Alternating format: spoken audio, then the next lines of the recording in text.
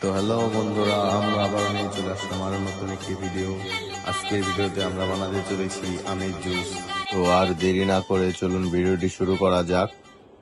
আজকের ভিডিওতে আমাদের আম টোকানোর জন্য চলে এসেছে আমাদের ভাগ্নি এবং বাস্তি। এদিকে আমাদের নাহিদ ভাই কিন্তু আম পাড়তে ব্যস্ত গাছে পাকা আম। যেহেতু আমরা পাকা আম দিয়ে জুস বানাবো, তো আমরা বাজারের দিকে চলে গেলাম দুধ আনার জন্য। এই যে আমরা প্যাকেটের 1 লিটার এটা দুধ দিয়ে নিয়েছিলাম সান কোম্পানির।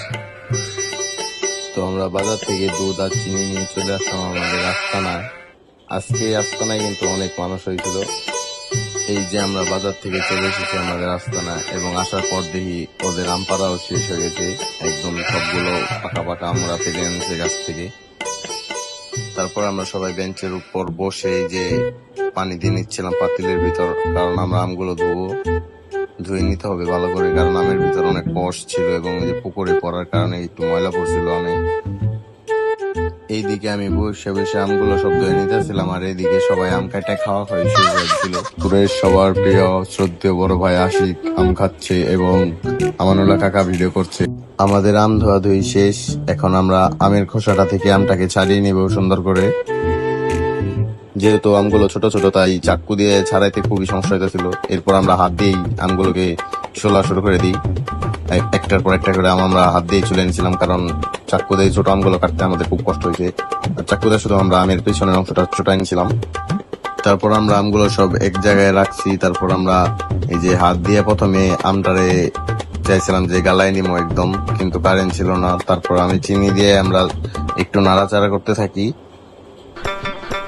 চিনি দিয়ে নাড়াচাড়া একটু করার মধ্যেই আর কি কারেন্ট চলে আসছিল। তারপরে আমরা আর কি আমের ভিতর চিনি দিয়ে আমটারে সুন্দরভাবে নাড়াচাড়া চিনিটাকে চারদিকে ছড়াই দিতেছিলাম। One eternity later.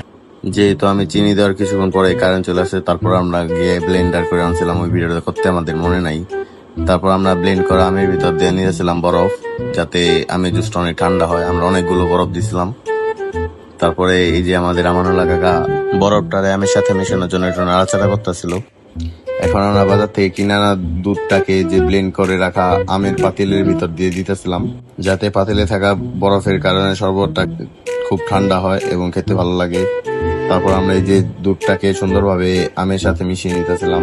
এখানে আমাদের একটু বেশি নাড়াচাড়া করার কারণ যাতে বরফটা গলে যায়। এরপর আমরা একটু স্বাদ বাড়ানোর জন্য দিয়ে দিতেছিলাম গুঁড়ো দুধ, কারণ এটা দিলে আর কি স্বাদটা বাড়বে।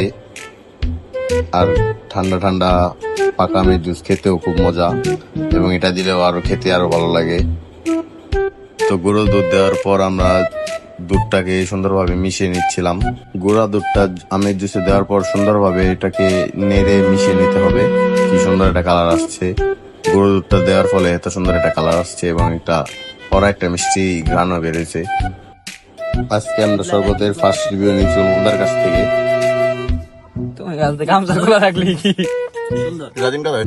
তারপর আমরা সবাই মিলে চেয়ার্স করে জুসটাকে উপভোগ করছিলাম। সবার মুখে হাসি দেখেই বুঝতে পারতেছেন জুসটা খেতে কতটা দারুণ হয়েছিল। আমরা জুসটা উপভোগ করতে করতে আমাদের মাঝে চলে আসলেন আমাদের স্যার রিফাত হোসেন।